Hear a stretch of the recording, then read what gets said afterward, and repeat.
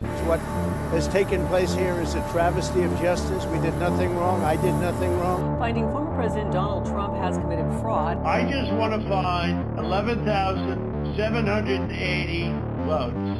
President Biden making it official he is running, well aware of concerns about his age. I said we're in a battle for the soul of America, and we still are.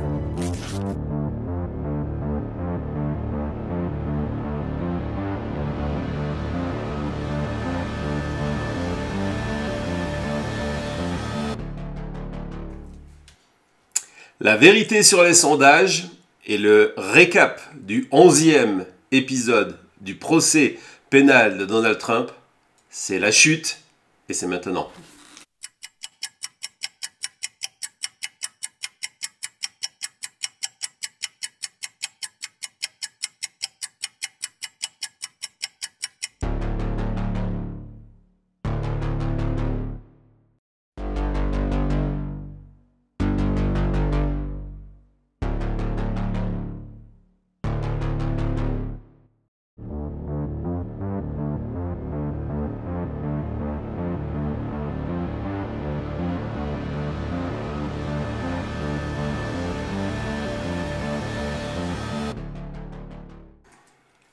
Bonjour, très heureux de vous retrouver. Nous sommes le samedi 4 mai. May the force be with you and be with us, avec nous.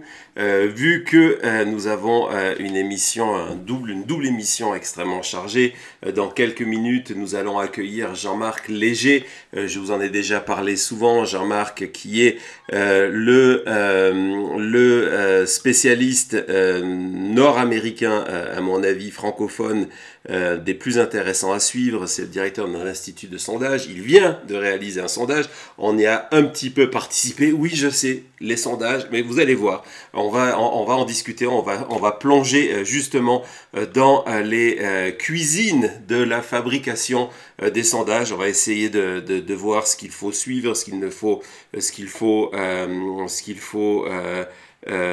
faut prendre avec précaution. On va tenter de mesurer les effets du procès, parce que oui, on suit les procès ici sur la chute, donc on va tenter de mesurer tout ça. On va parler échantillon, on va parler méthodologie, et on va prendre aussi vos questions. Donc si vous avez des questions, n'hésitez pas à les poser pendant l'émission dans le chat. Donc encore une fois, je vois que j'en ai quelques-unes déjà sur X qui arrivent. Salut Xavier. Si vous avez des questions, le mieux est de venir nous voir sur YouTube, de vous connecter sur le chat et de profiter de votre passage pour vous abonner à la chaîne et pour cliquer sur cette notification. Hier, nous étions présents en direct en édition spéciale lors du procès, lors du témoignage de HopX. On en parlera un petit peu plus tard. La semaine prochaine, on sera sûrement là. La liste des témoins devient de plus en plus fine. Il y a quelques témoins techniques encore à venir sur l'aspect financier des transactions, mais sinon, évidemment, les noms qu'il reste, ça ne veut pas dire qu'ils vont venir à la barre, mais les noms qu'il reste, c'est Stormy Daniels, Karen McDougal, et Michael Cohen et Donald Trump. Donc voilà, donc c'est pour ça que c'est mieux de cliquer sur la sonnette de notification. Heureux de voir que vous êtes aussi nombreux dans le chat. J'imagine que le Québec est en force aujourd'hui avec nous. Ben voilà, Joanne qui nous dit qu'elle est en direct. Ben vous avez raison, vous connaissez la justesse de Jean-Marc. Donc ça va être formidable, ça va être intéressant. Il a déjà fait une émission avec nous pour nous éclairer sur les sondages. Là, on est exactement un jour près à 6 mois de l'élection américaine. On a fait cette semaine, on a fait notre baromètre. On va aussi un petit peu en parler avec Jean-Marc, notre projection sur l'élection qui, elle, ne se base pas, cette projection, sur les sondages, mais sur des données. C'est une autre manière d'approcher l'élection. Donc voilà, donc on va parler de tout ça. Je crois qu'on a fait le tour. Thomas me dit que Jean-Marc est là. On va faire un petit jingle de quelques secondes et on va se connecter immédiatement à Jean-Marc. À tout de suite.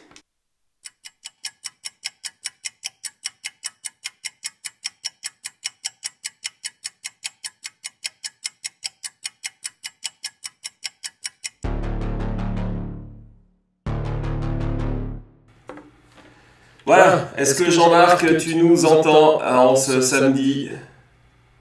Oui, je vous entends bien, William. Bon, très bien. J'espère que le son est bon pour nos amis chutistes. Merci d'être là. Hein. Comme je disais, c'est samedi. En plus, je pense qu'il fait beau au Québec. C'est ça, c'est la fin de l'hiver. C'est bon, c'est fait. C'est bon, c'est fait. C'est le printemps, c'est le printemps. Le printemps, on a 4 mois de beau temps devant nous. C'est bon pour les gens, moins bon pour les sondeurs parce que mes taux de réponse vont chuter au cours des prochains mois. Mais ça, c'est une autre question, William. Ah ouais, c'est vrai ça. Ah bah tiens, on rentre dans le vif du sujet. La météo est un élément de complication pour un sondage? Oui, parce que quand les gens sont à la maison, forcément, ils vont répondre davantage, que ce soit en ligne, soit sur téléphone. Alors, quand ils sont dehors, c'est différent. Les Québécois, on a 8 mois enfermés dans notre maison. Les 4 prochains mois, les gens, ils sont plus ouverts. Nous, on aime tout ce qui va mal. Les tempêtes de neige, les tempêtes de pluie, les crises économiques, les crises politiques, William, tout ce qui va mal, on aime ça, nous. Ouais, il y a un petit peu, tu sais que je connais très bien le Québec, je m'y rends souvent et j'ai énormément d'amis. Il y a un petit peu ce côté pessimisme. Moi, je pensais que c'était lié à l'hiver et que justement, lorsque le beau temps arrive, vous sortez à la lumière et que tout va bien.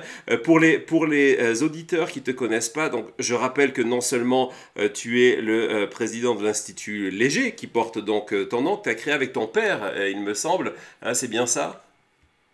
Oui, j'ai créé l'Institut en 1986. Aujourd'hui, c'est probablement l'Institut qui a le plus de croissance au monde. On est rendu à 600 employés et on travaille dans plusieurs secteurs. Le politique, William, c'est 1% de mon chiffre d'affaires, mais 99% de mes problèmes, parce qu'on est attaqué de toutes parts à chaque fois qu'on publie. Ouais, je sais, je vois ça, j'admire souvent ta patience entre autres sur les réseaux sociaux, et c'est la meilleure des choses à faire, c'est de pas répondre à tous ces gens-là que, effectivement, dans cette branche politique, dès qu'on publie quelque chose, tu deviens responsable, toi, tout seul, tu deviens responsable des réponses, et donc, forcément, les gens n'aiment ou n'aiment pas, et donc, à partir de là, tu es le coupable désigné. Pour les gens qui ne te connaissent pas, je voudrais aussi les envoyer vers ton livre, Le Code Québec. Je pense qu'on a la couverture de la nouvelle édition, en tout cas de la dernière édition. Donc pour permettre, je sais qu'en France en plus, là je m'adresse à mes auditeurs français, on a souvent une vision assez faussée du Québec entre chien de traîneau et accent. Et donc c'est bien c'est un ouvrage qui se lit formidablement bien, déjà pour commencer, et ça permet d'avoir une approche plus juste sur ce territoire, cette province qui a un dynamisme complètement fou, qui se bat pour défendre non seulement la langue française, mais aussi la culture francophone, on va dire, et qui a sa propre spécificité, sa propre culture, qui est un mélange de différentes influences de différents pays, et vous avez vraiment une position unique. Donc voilà, j'encourage tout le monde d'aller lire ton ouvrage, Le Code Québec, édition de l'Homme, je crois, c'est ça, hein? Oui, édition de l'Homme. Vous savez, nous sommes 7 millions de francophones, entourés de 350 millions d'anglophones. Et l'erreur qu'on fait souvent en France, c'est que nous ne sommes pas des Français qui vivons en Amérique du Nord. Nous sommes véritablement des Nord-Américains qui parlons français. Et j'ai fait cette présentation-là du Code Québec en France à plusieurs occasions, notamment devant le Sénat et les députés par la suite. Et d'expliquer simplement, si je résume en une phrase, William, les Québécois sont des Français heureux. On va se faire des amis. Ça commence très très fort.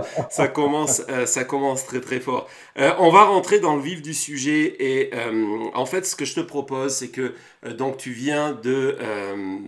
vous venez de publier, ton institut, hier, je crois, un nouveau sondage sur l'élection présidentielle. Donc, ce que je te propose, c'est que j'ai récupéré certains des chiffres, certains des éléments, et on va passer à travers, et ce qui va nous permettre de te poser des tas de questions. D'accord? Ça fait plaisir, parfait. Je fais une pause parce que Ce sinon on va sondage-là pas pouvoir... Ce sondage-là a été diffusé en partie au New York Post ce jeudi de cette semaine, mais il y a des questions que j'ai gardées pour l'émission parce que, dans le fond, on avait prévu de faire cette émission-là avec les données les plus récentes pour permettre aux gens d'avoir les dernières tendances de l'opinion publique. C'est ce qu'on va présenter aujourd'hui. Oui, exactement. Et pour être complètement clair avec vous, on a communiqué avant que vous commenciez l'enquête, Jean-Marc et moi, sur des thèmes qui paraissaient intéressants justement par rapport au procès. On verra tout à l'heure les résultats. Souvent, on nous dit, voilà, il va y avoir des effets de ces procès. C'est un argument électoral aussi bien pour les démocrates que pour les républicains. On va voir tout à l'heure un extrait de Fox News qui explique que c'est que du positif pour Donald Trump, par exemple. Et on trouvait dans la discussion que on avait besoin d'aller plus loin. Ok, qu'est-ce qu'il allait se passer si Trump allait être condamné? Qu'est-ce qui se passait si sa condamnation, par exemple, était une condamnation dite symbolique, plus une amende? Mais qu'est-ce qui se passe si Trump est condamné à la prison? Donc, on a communiqué avant avec Jean-Marc sur ces thèmes-là. Et donc, c'est clair que du coup, ça nous donne cet aperçu qui est complètement unique. Alors, on va commencer par ce que j'aime bien dans vos présentations, c'est que vous êtes, contrairement à d'autres instituts de sondage, et encore tout le monde s'y met peu à peu, vous êtes très clair sur votre méthodologie, sur la manière dont vous avez procédé, en expliquant des fois, je t'avoue que lorsqu'on fait des réunions, des émissions avec les chutistes sur les sondages, je leur dis, ben voilà, il faut aller voir la taille des échantillons, il faut aller voir comment elle a été effectuée, les dates, les marges d'erreur, etc. Et des fois, c'est très dur à trouver. Et toi, tu commences en fait tes sondages, les publications, tes résultats, ta présentation, tu commences par la méthodologie. J'imagine que c'est quelque chose de volontaire chez toi? De volontaire d'établir de façon claire, parce que aux États-Unis, il y a plus de 400 firmes de sondage qui sondent à gauche et à droite. Le problème, c'est que la majorité d'entre elles sont soit républicaines, soit démocrates. Donc, très associés, soit parce qu'ils sont associés à des médias de gauche ou médias de droite, ou soit directement sont associés aux campagnes, que ce soit au niveau national, ou au niveau des États, ou même au niveau des villes. Fait que c'est difficile de revoir. Fait que quand on fait, par exemple, la moyenne des sondages, bien, il y a une limite à l'exercice, contrairement en France, par exemple, où l'association n'est pas aussi claire avec les partis politiques ou les différentes tendances. Aux États-Unis, c'est très clair. Et ce qui fait que la moyenne des sondages donne des résultats un peu aberrants à certaines occasions. Nous, on publie, on sonde. Derrière ça, on utilise la méthode en ligne, parce que c'est celle-là qu'on a développée de façon extrêmement solide ici au Canada. On était un des premiers instituts qui a fait ça il y a une quinzaine d'années, et on a développé notre propre panel. On recrute de façon le plus représentative possible, parce que ce ne sera jamais parfaitement représentatif, et on a notre contrôle d'échantillons, ce qui n'est pas le cas de la majorité des firmes qui achètent des échantillons tiers qui n'ont pas de contrôle. Et c'est pour ça que dans la méthode, on le met dès le départ. Voici, c'est 1000 Américains choisis aléatoirement à l'intérieur d'un panel qu'on a établi. Et forcément, ce qu'on s'est aperçu, William, au fil des années, c'est que les Américains, particulièrement en ligne, se livrent bien davantage que par téléphone ou en entrevue face à face. Ce qui n'est pas le cas dans toutes les cultures dans le monde. Mais aux États-Unis, c'est ce qu'on appelle l'effet miroir. Sur Internet, ils nous racontent tout. Avec les niveaux d'indécis sont extrêmement faibles, les gens prennent des positions claires, ça nous permet d'allécher de l'information la plus précise. Je rajouterais ici un élément. Oui. Je rajouterais un élément sur le fait que les sondeurs, c'est un instrument extrêmement solide pour prédire le passé. Parce qu'on mesure ce qui se passe. Prédire l'avenir, j'ai assez d'expérience pour dire qu'on a beaucoup d'humilité.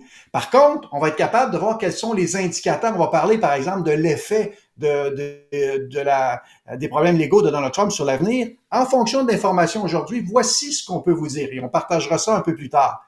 Mais ça demeure un instrument qui mesure ce qui se passe en arrière. C'est pas un instrument prédictif, surtout pas à 6 mois de la campagne, parce qu'on est à 6 mois et 1 jour de l'élection présidentielle.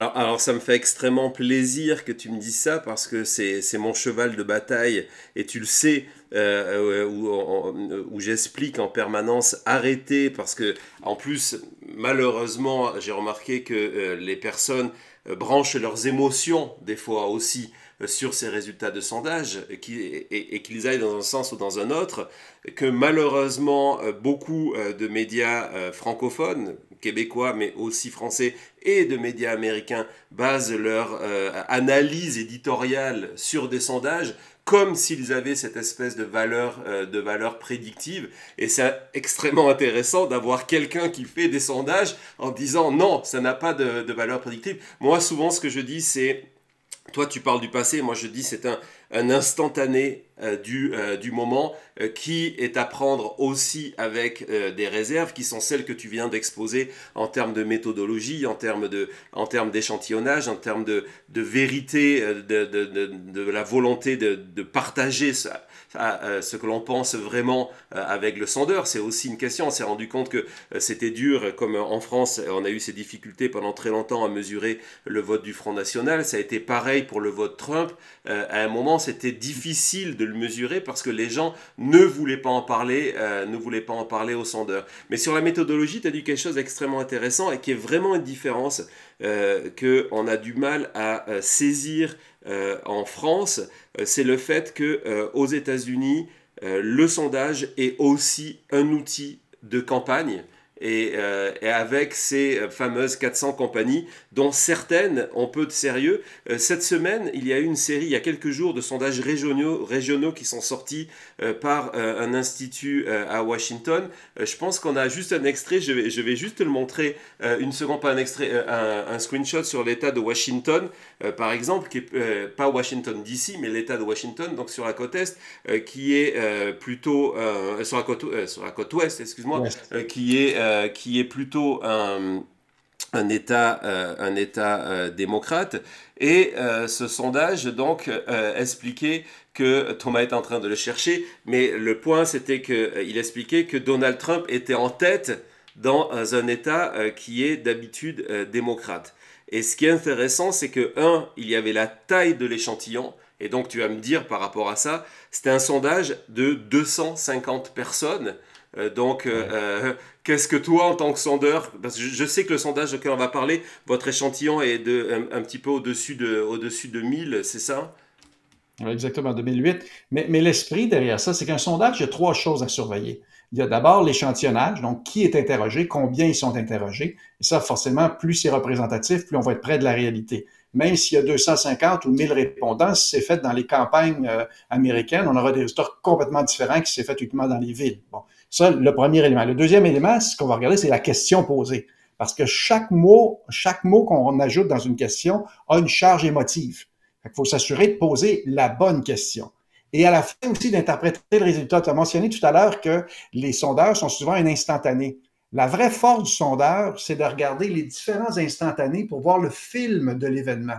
La tendance, c'est ce qui nous intéresse. Avec les limites de l'instrument, si on utilise toujours la même chose, on va être capable de voir est-ce que Trump est en montée ou en descente. Par exemple, depuis les dernières semaines, il était en descente. Là, ça a freiné. Il est encore en avance sur M. Biden et les tendances se sont arrêtées parce que l'électeur est en attente du procès. Et là, il n'y a pas, dans la tête de l'électeur, il n'y a pas d'obligation de faire de choix à ce moment-ci jusqu'à la fin du procès où là, ça aura un impact considérable. Non, c'est extrêmement intéressant parce que justement tout à l'heure on va voir la courbe parce que c'est aussi ce que je conseille aux spectateurs, c'est toujours de prendre le recul et de pas s'arrêter sur un sondage et surtout tu le sais, il peut y avoir et avec la meilleure des volontés, on l'a vu dimanche dernier où il y avait CBS qui donnait un sondage où Biden était en avance dans plusieurs États clés qui ramenait au niveau national, lui donnait entre 2 et 3 points d'avance. Et le même jour, il y avait CNN qui lui donnait un sondage, les mêmes échantillons à peu près, avec Trump qui avait genre entre 6 et 9 points d'avance.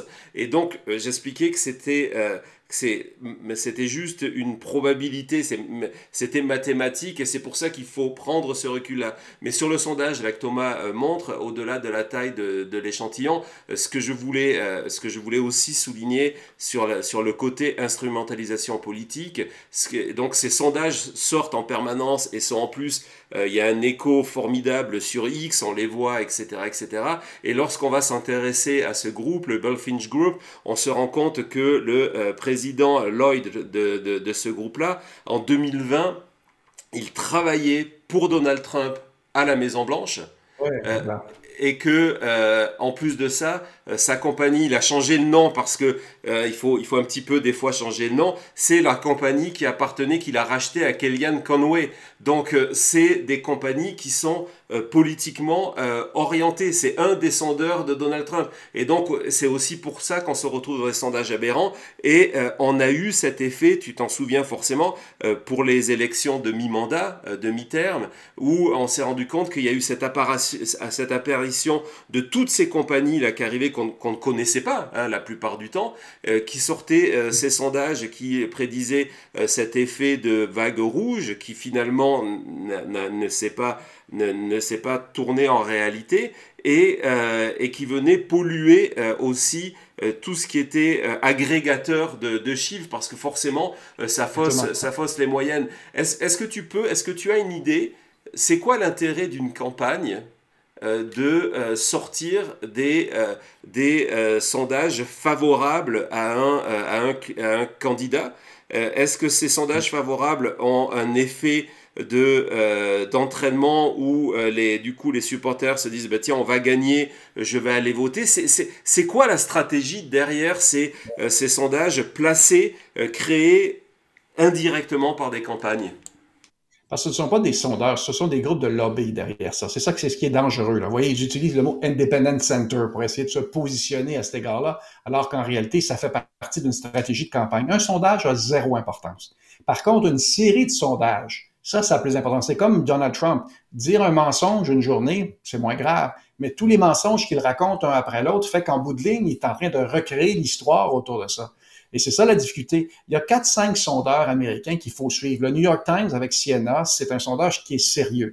Le Washington Post, un sondeur sérieux. PS, j'ai mentionné, c'est du sérieux. CNN avec SSRS, c'est du sérieux. Même Fox News. Les sondeurs de Fox News sont pas du tout comme la télé. Ils sont sérieux et fiables. Je connais les gens McLaughlin qui travaillent derrière ça. Donc, il y a un certain nombre de personnes. Allez d'ailleurs sur le site de 538, où vous avez le baromètre de la qualité des sondeurs et leur niveau de précision. Donc, si on se fie à ces sondages-là, on voit davantage les tendances. Le reste, là, William, ce n'est que du bruit électoral. C'est du bruit, il fait partie de la campagne électorale, puis en réalité, ça mêle les électeurs et c'est ce qu'ils souhaitent, dans le fond, de créer cette cacophonie-là de sondages, là, qui fait qu'en bout de ligne, on ne sait pas trop dans quelle direction on est. Regardez Donald Trump sur ses sites Internet, il va reprendre ces sondages-là, il va en faire la promotion. Moi-même, je sonde pour le New York Post. Le New York Post, on connaît un peu le journal, on connaît un peu ses tendances. Quand mon sondage a peu d'impact sur les républicains, il se retrouve à page 48.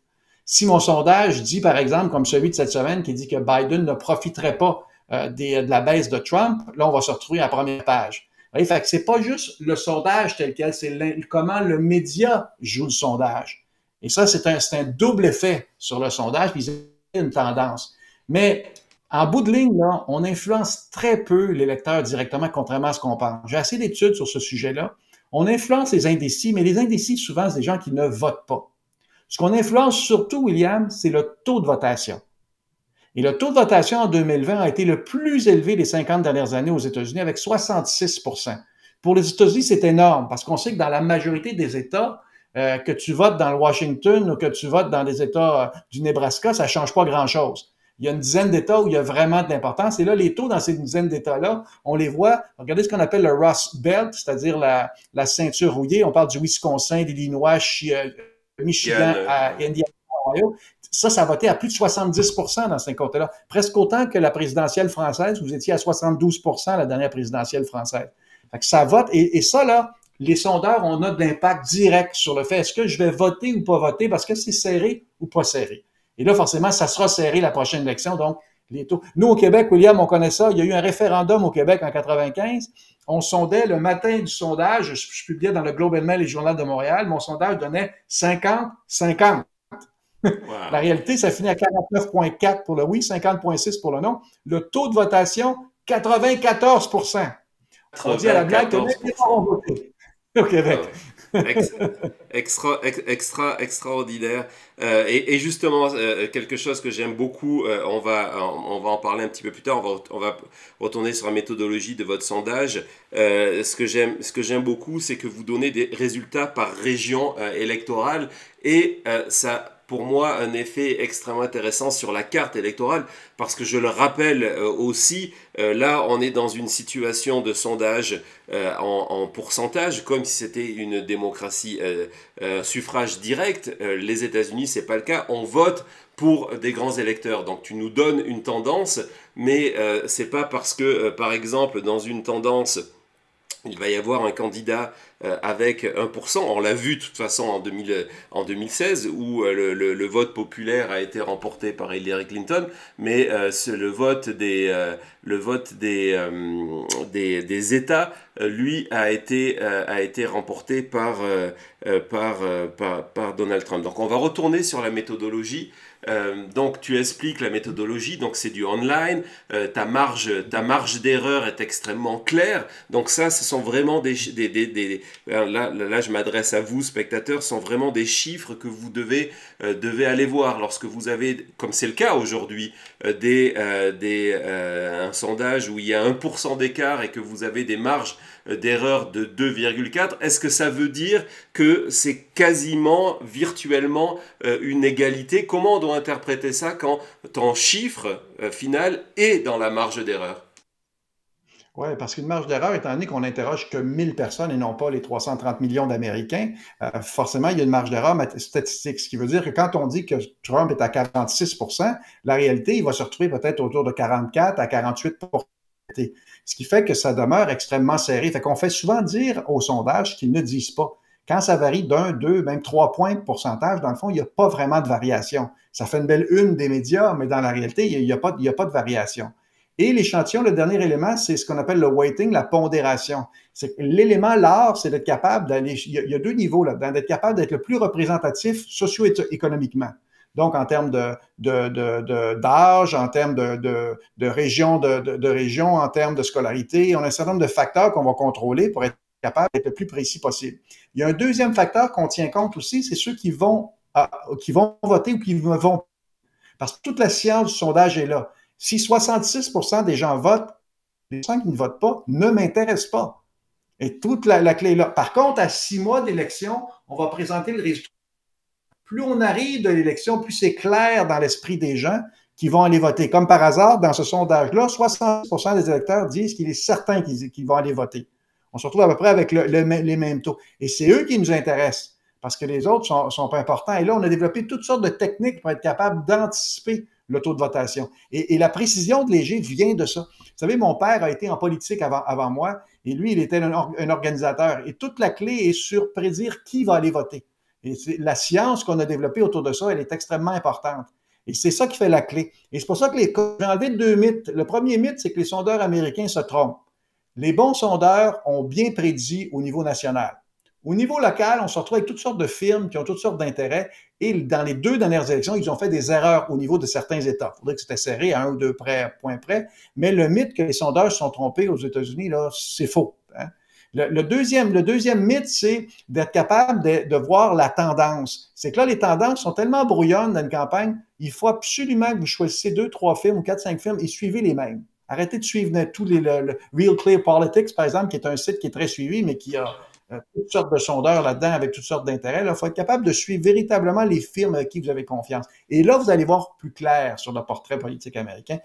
On va vous le présenter dans quelques minutes. Ouais, Real Clear Politics, justement, j'en parlais il y a 2-3 jours lorsqu'on a fait notre émission qui pour moi et malheureusement c'est souvent une moyenne qui est mise en avant et qui est utilisée et qui met au même niveau justement tous ces sondages qui n'ont aucun intérêt et c'est pour ça que il ne faut pas utiliser cet outil-là. Tu parlais de pondération et justement c'est un point intéressant parce que lorsqu'on a analysé ici le sondage CNN, on s'est rendu compte que la pondération avait un échantillon qui plaçait à peu près à égalité à égalité hommes et femmes, alors qu'on sait que dans les résultats des votes depuis toujours, depuis 1980, il y a toujours plus de femmes qui ont voté. Et ce qui est bien lorsqu'on voit les chiffres de tes échantillons, parce que tu donnes ce genre d'informations, et encore une fois, merci de donner ce genre d'informations, parce que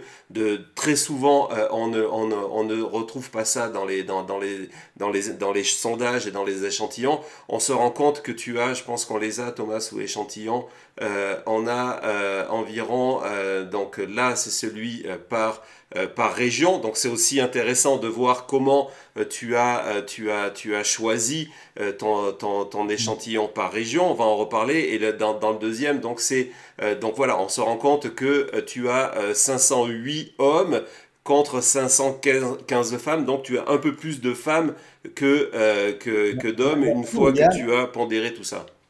Sur les tout tableaux, ça c'est important. Pour voir la qualité d'un sondage, quand on parle de unweighted avant, c'est le pur, ça. Qui j'ai interrogé? J'ai interrogé que 500 hommes.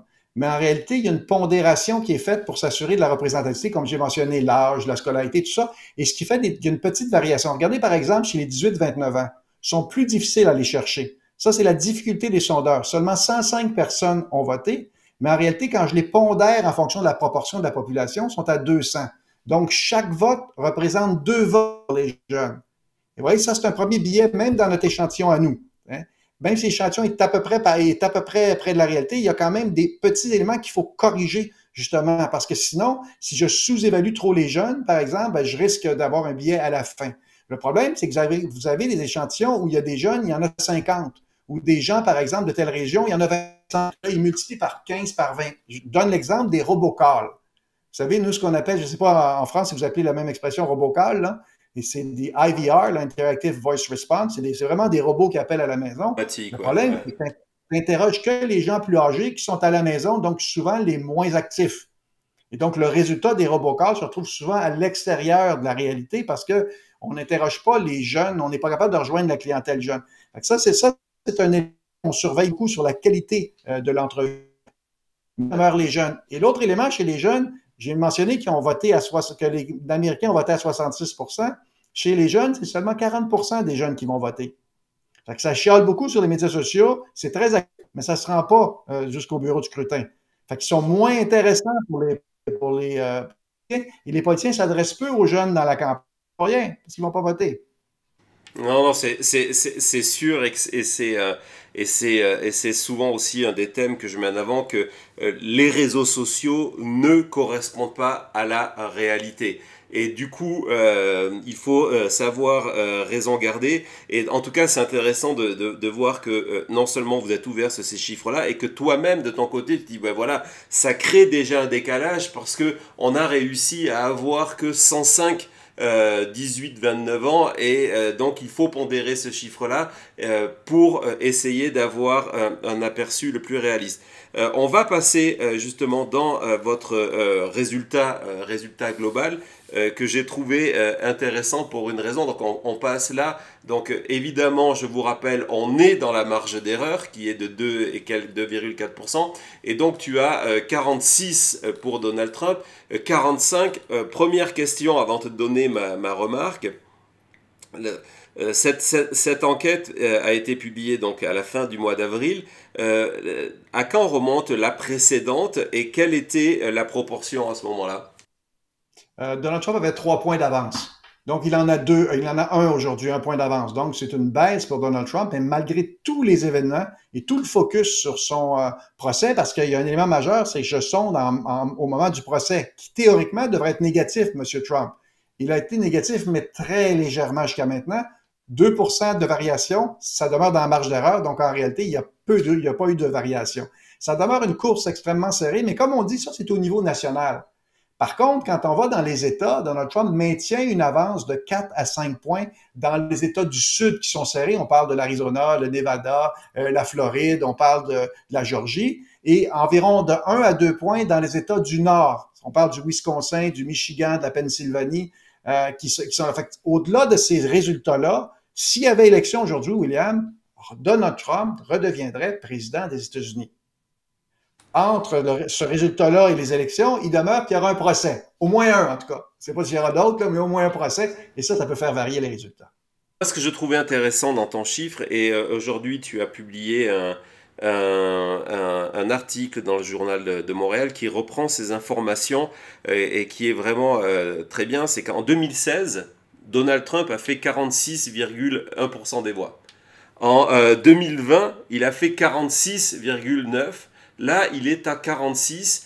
Et en gros, ça correspond à ce qu'on dit depuis le début, c'est que Donald Trump a environ 47%, entre 46 et 47% des électeurs américains, que en gros, 100% ou presque des électeurs qui ont voté pour lui en 2020 vont revenir voter pour lui en 2024. Et donc, tout l'enjeu de la campagne Biden, c'est de retrouver les électeurs qu'ils ont eus en 2020, de limiter les pertes de certaines catégories et d'essayer d'aller gratter un petit peu chez Donald Trump. Mais en gros, moi j'ai l'impression que le plafond de verre de Trump est à 47% de l'électorat américain et que pour Biden de perdre, c'est que une partie des votes démocrates s'éparpillent entre les candidats, et vous les avez sondés aussi, les candidats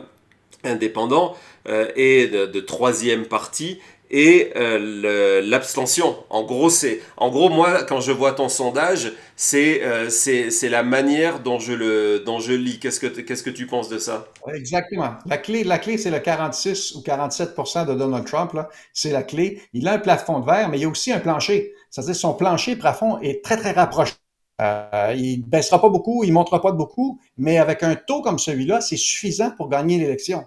Joe Biden a 51% à la dernière élection, Trump 46,9%, 47%. Donc Trump est au même niveau, mais Joe Biden a perdu 6 points, qui est aux autres candidats. Bon, c'est certain que plus l'élection va avancer, plus ça va se scléroser avec Biden et Trump. Les gens qui votent autre, là, c'est facile entre les élections, mais à la fin, c'est vraiment un choix entre deux. Surtout qu'on sait que le troisième candidat, Robert Kennedy, n'est inscrit actuellement que dans 3 États et 6 autres États où il y a eu suffisamment de signatures. Donc, il ne sera pas sur les bulletins de vote de la majorité des États, ce que je comprenne à ce moment-ci. Donc, les gens devront faire un choix. Mais ça prend environ 3 points d'avance pour Joe Biden pour être capable de ramasser les 270 collèges électoraux votes nécessaires. C'est pour ça qu'à ce moment-ci, Trump serait encore en avance malgré tout. Et justement aussi pour Robert Kennedy, ce qu'il faut comprendre, c'est que pour l'instant, c'est un candidat, ce que j'expliquais l'autre jour, qui n'a pas été encore défini par ses adversaires. Donc il bénéficie d'une cote limité, mais encore de sympathie et d'ignorance liées au nom, etc. Mais s'il devient une réelle menace pour Trump et pour Biden, ça c'est à voir, les deux campagnes vont commencer à faire toute leur campagne négative sur lui et on va avoir un mécanisme qu'on a vu à chaque élection où il va baisser. Après la question c'est est-ce qu'il va baisser suffisamment pour ne plus handicaper les deux candidats, mais effectivement à mesure, comme tu viens de le dire, à mesure qu'on va se rapprocher, la part des indécis va baisser et tout le calcul de Biden c'est de se dire aujourd'hui les gens qui hésitent, qui font des déclarations, etc., ils vont revenir se ranger derrière moi. Trump ne pourra pas dépasser ces 47%, et donc c'est comme ça qu'on va le dépasser. On va partir sur la deuxième illustration, parce que là, pour moi, je trouve que c'est extrêmement intéressant.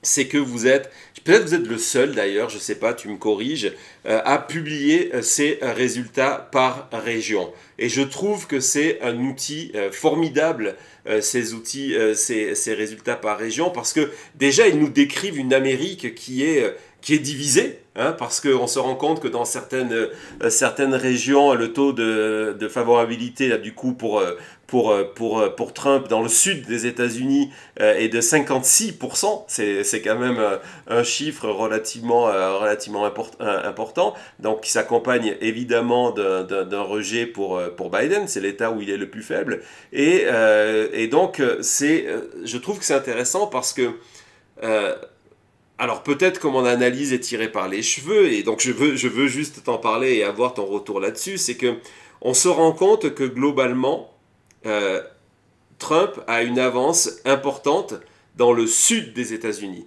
où, à part la Géorgie, la Floride, pour moi, elle n'est pas en jeu. Peut-être ça changera, mais pour l'instant, elle n'est pas en jeu. Mais où, à part la Géorgie, il n'y a pas d'États. En fait, ce sont des États qui sont déjà lourdement dans le camp républicain. Donc, ce ne sont pas des swing states. Je sais qu'il y a les États du Nevada, l'État de l'Arizona, mais je pense qu'ils rentrent dans votre catégorie Ouest. Où on voit que c'est plus... alors, est-ce que Ouest, c'est que la Californie, c'est que la côte? Tu vas nous dire ça. Mais ce qu'on voit, c'est que, par exemple, lorsqu'on regarde vos résultats sur le nord-est, donc on tombe dans le fameux Rust Belt, où, pour le coup, il y a 4-5 États clés, que si Biden remporte le Rust Belt, il y a quasiment plus de possibilités de Trump. Je pense qu'on est déjà à 270 même de Trump de gagner. Et on voit que si on se concentre uniquement sur ces États-là, les États du Nord-Est et même une partie des États des Midwest, j'imagine que c'est pas exactement la carte électorale, on se rend compte que Biden est en avance dans ces États-là. Comment tu interprètes ce découpage par région? Parce qu'il y a plusieurs éléments là-dedans. Parce que forcément, les régions nous donnent un aperçu global. C'est sûr qu'il y a un écart important entre les villes et la campagne. Fait que si on se retrouve en Pennsylvanie, par exemple, où j'ai un bureau, quand vous êtes à Philadelphie ou à Pittsburgh, c'est relativement démocrate. Mais quand vous allez dans les régions, on se retrouve avec un vote qui est républicain. Fait qu'il y a comme cette subtilité-là. Mais ce qu'il y a de nouveau aussi, et la raison de la force de Donald Trump dans le sud des États-Unis, c'est que le vote des communautés noires a doublé en faveur de Trump par rapport à la dernière élection. Il était à 8% à l'élection de 2020. On se retrouve autour de 16 à 17% de la communauté noire qui vote pour Donald Trump, qui vote pour quelqu'un qui a soutenu le suprémacisme blanc pendant les dernières années. C'est assez particulier, mais il est réussi. Mais sa plus grande réussite, c'est auprès des Hispaniques. Auprès des Hispaniques, il a près de 40% des votes, presque autant que Joe Biden.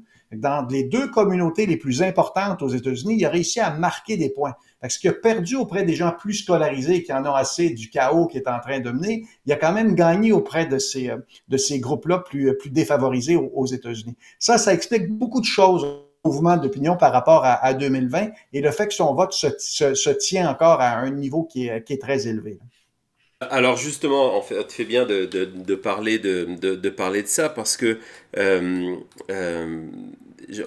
veux qu'on regarde deux vidéos, une publicité. La première est faite par Trump, une publicité qui est diffusée actuellement en Géorgie pour séduire l'électorat afro-américain. Donc on va la regarder et on verra ce que tu penses de l'efficacité du message. Et après, on verra une publicité qui est diffusée dans le Nevada, donc ici, État clé par Biden en espagnol pour la communauté hispanique. On regarde ça tout de suite. Hello, I'm with the Biden campaign. Yeah, I voted for Biden last time. That's fantastic. Is it? Everything costs more. Food, gas, rent. Okay, but Biden's helping pay rent for newcomers to America from around the world. You mean illegal immigrants? I'm struggling to pay my bills, but Biden's paying rent for illegals? They get handouts and I'm paying for it. But Biden can still count on your vote, right? Things were better before Biden. I'm voting for Trump. Make America Great Again Inc. is responsible for the content of this advertising. Voilà, donc ça c'est diffusé en ce moment dans ces diffusions qui sont vraiment ciblées, c'est pas sur l'ensemble de la Géorgie, qui sont ciblées justement, pas Fulton County, mais différents districts plutôt noirs américains, et on va voir l'équivalent du côté de la campagne Biden en espagnol et diffusée en espagnol. On va la voir en espagnol et aussi en anglais. Et ce qui est assez intéressant à mon avis, c'est que elle parle de la position de Trump sur l'avortement, mais pour la première fois, ce ne sont pas des voix de femmes qu'on va entendre, c'est un père de famille hispanique qui parle de l'avortement. On regarde ça tout de suite. Soy Marine. Serví en Irak y Afganistán y reconozco la fortaleza cuando la veo. Un hombre como Donald Trump, que le quita libertades a las mujeres y se enorgullece de hacerlo, eso no es ser fuerte. Si le quiere quitar más libertades a mis hijas, primero se las tendrá que ver conmigo. Yo estoy con Joe Biden porque él le va a devolver las libertades a mis hijas. I'm Joe Biden, and I approve this message. Donc c'est un père de famille, un ancien vétéran de l'armée américaine qui a fait l'Irak et l'Afghanistan et qui dit que le côté homme fort, parce que c'est un thème important pour les hispaniques, homme fort de Trump n'est pas réel, qu'au contraire il essaye de supprimer la vérité, la liberté des femmes, et que si on vient enlever la liberté de choix, donc on est dans le cœur de l'avortement, la liberté de choix de ses filles, il faudra d'abord faire face à lui. Donc c'est deux approches complètement différentes, mais qui démontrent bien que c'est un enjeu de campagne en 2024, ces deux minorités-là. Qu'est-ce que tu penses des deux messages publicitaires? On voit que c'est deux messages en parallèle, parce que l'esprit d'une campagne électorale, c'est d'imposer son agenda. Mes amis d'Ipsos aux États-Unis m'ont dit, ils ont fait un calcul, puis je pense que c'est intéressant de le mentionner, 87% des élections ont été gagnées par celui qui dominait l'enjeu principal. Et aux États-Unis, actuellement, l'enjeu principal, c'est l'inflation. Vous voyez, c'est pas pour rien qu'on parlait d'inflation dans le message de Donald Trump. Ils savent que l'inflation, pour les Américains, il est mieux préparé, ou en tout cas, il est plus solide pour contrer l'inflation que Joe Biden. Et le troisième enjeu le plus important, c'est l'immigration. Encore une fois, Trump a meilleur positionnement. Donc ça, ce sont les deux enjeux qui favorisent Donald Trump. L'enjeu numéro 2, c'est celui de la création d'emplois. On n'en parle pas dans ces messages-là. L'enjeu numéro 4, c'est l'avortement et ensuite le système de santé. Vous voyez, c'est celui qui va être capable d'imposer son agenda pour que ça devienne l'enjeu électoral qui va faire la différence. Aux élections de mi-mandat, l'enjeu de l'avortement était l'enjeu majeur qui a permis aux démocrates de sauver la face. À cette fois-ci, par contre, l'inflation est tellement importante et se maintient, c'est un avantage pour Donald Trump à ce moment-ci. Et justement, par rapport à ça, ce que tu viens de dire, plusieurs fois par semaine, Fox News, l'émission du matin, surtout lorsqu'il y a des meetings de campagne de Trump, va sur le terrain, va dans un restaurant où se regroupent les supporters de Donald Trump et les interroge un à un. Évidemment, c'est complètement faussé, c'est Fox News, mais justement, je voudrais qu'on écoute parce que c'est parfaitement le résumé. C'est une personne âgée qui va être interrogée, qui va expliquer pourquoi elle va voter pour Trump, et on va voir qu'elle dit c'est la sécurité face à l'immigration, donc que tu viens de dire. Et elle dit mais du coup ce qui est santé, assurance sociale, etc. Elle dit c'est pas grave parce que le plus important c'est la santé. On écoute ça. Je pense que c'est important pour vous spectateurs français au Québec de comprendre, de voir cette approche-là, parce que très souvent vous êtes en décalage par rapport à ça et vous dites mais je ne comprends pas comment et pourquoi les Américains peuvent voter pour Donald Trump. Donc écoutons une électrice de Donald Trump. So obviously you like Trump. Why is that, Virginia? Well, I've never voted for the party. I've always voted for the man, and he is the man. Yeah. So, but I've always felt that my number one priority was that I wanted to feel safe in my country, and so I vote for whoever's going to protect us from foreign and domestic terrorists.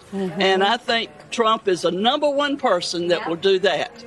Social Security, health care and all that is secondary, but if we can't go to church, if we can't go to school where we want to go to without being harassed, something's wrong with that. And Trump will fix that for us. So go Trump! Voilà, donc évidemment, c'est quelqu'un qui va attendre pendant 12 heures pour un meeting politique. Donc elle est c'est une ultra MAGA, mais je trouve que c'est une approche intéressante parce qu'en 2016, tu t'en souviens, c'est sur ce thème-là, à mon avis, que Trump a réussi à s'imposer et à aller chercher des électeurs et surtout des électrices, c'est sur l'immigration et la sécurité. Et donc là, on entend, c'est exactement ce que tu viens de dire. Elle dit voilà, oui, la social security, alors que c'est des gens qui vivent, hein, il faut bien comprendre ça, le paradoxe, c'est que l'essentiel de ces personnes qui sont interrogées et qui votent MAGA, ils ont besoin de ce qu'on appelle ici le chèque de social security, qui est votre chèque de retraite. Ils ont besoin et ils vivent de cet argent-là. Mais ils vous disent, non, moi, je préfère d'abord la sécurité, je ne veux pas me sentir menacé contre le terrorisme, qu'il soit international ou qu'il soit domestique, donc à l'intérieur des États-Unis. Et elle dit, encore une fois, elle est pro-MAGA, mais ce sont des thèmes que l'on retrouve. Le parti, j'en ai rien à faire, je vote pour un homme, ce qui laisse aussi la porte ouverte à ce discours de Trump de dire qu'il n'est pas vraiment contre l'idée d'être un dictateur. Je ne sais pas si tu as vu passer son interview cette semaine pour Time Magazine, où on lui repose la question et la manière dont il en répond. Il dit, mais beaucoup d'Américains souhaiteraient une dictature. Et on retrouve ça là. Donc, toi, quand tu entends ça, est-ce que c'est quelque chose que tu retrouves dans tes chiffres? Oui, exactement, parce que de l'extérieur, on se demande comment les gens peuvent voter pour quelqu'un qui a été reconnu coupable d'agression sexuelle, de fraude, qui est un menteur, qui a des procès criminels un peu partout, qui ne respecte pas les résultats démocratiques, et malgré tout, il y a 46 qui votent M. Trump. C'est pour ça que cette publicité-là, elle est tellement significative, là. On parle d'une femme d'un certain âge, blanche bien sûr, qui vit en Caroline du Sud, et l'élément de l'immigration est un enjeu majeur pour ceux qui vivent dans le sud des États-Unis, et même ceux qui vivent dans le nord également, ils vont nous parler également d'immigration. Et là-dessus, c'est un sujet que Biden a failli autour des 4 dernières années. Là, il n'a pas réussi à régler ce problème-là, ou au moins de mitiger le problème, parce que c'est quand même un problème important aux États-Unis. C'est pas un problème cosmétique, là. Et à cet égard-là, Donald Trump a marqué des points. L'inflation, excuse-moi de t'interrompre, ça serait très facile pour Biden de reprendre l'avantage sur ce sujet-là. On l'a vu lorsqu'il y a eu des élections partielles à New York, où c'était, entre autres pour remplacer Santos, où c'était une manière d'approcher la campagne. C'est d'arrêter de positionner le sujet de l'immigration simplement sur l'intégration de l'immigration, mais ramener et reprendre le thème de la sécurité aux républicains. Parce que tout le thème des républicains sur la frontière, c'est la sécurité, la sécurité, la sécurité. Et donc, même, j'habitais au Texas, lorsqu'on discute avec des immigrés mexicains installés qui ont réussi à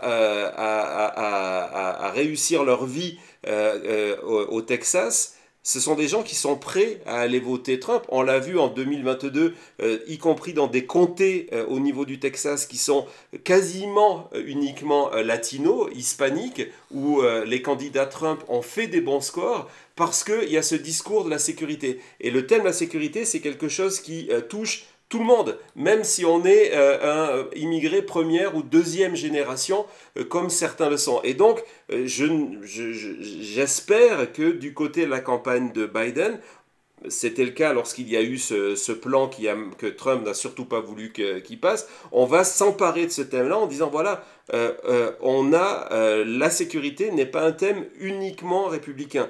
Tant que on laissera cette idée que seul Trump peut garantir la sécurité de la frontière, parce que de l'autre côté, il y a un discours simplement d'intégration, ça ne marchera pas pour Biden. Il faut qu'il y ait ce discours d'intégration, c'est important, mais il faut aussi qu'il y ait un discours de sécurité. En tout cas, c'est mon avis, et je pense que c'est ce qui ferait bouger les lignes pas tout de suite, ça prend du temps, hein, c'est aussi des choses que tu dois voir, que la réalité sur le terrain, elle prend du temps à se traduire dans les sondages, mais en tout cas, je pense que c'est quelque chose qui serait assez efficace. Tu en penses quoi?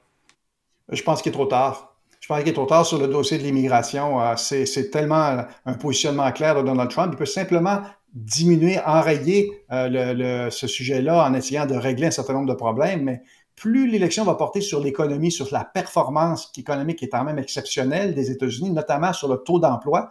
La communauté noire, la communauté hispanique n'a jamais eu autant d'emplois qu'au cours des dernières années. Plus le débat va porter là-dessus, plus ça l'avantage Donald Trump. Sinon, plus le débat porte sur l'immigration, plus c'est à l'avantage de Donald Trump. C'est-à-dire que sur l'économie, c'est à l'avantage de M. Biden plutôt, et sur l'immigration, c'est à l'avantage de M. Trump. Et ces sujets-là, on le remarque, William, vous êtes aux États-Unis, c'est devenu tellement émotif, il n'y a plus de rationnel. Il y a une vieille expression en politique qui dit qu'on n'imprime rien sur une feuille qui tremble. Les Américains tremblent sur l'immigration. On a beau essayer de leur expliquer puis de rationaliser, c'est plus rationnel. L'appui de M. Trump est un appui très émotif. On va le voir dans quelques minutes, même le procès.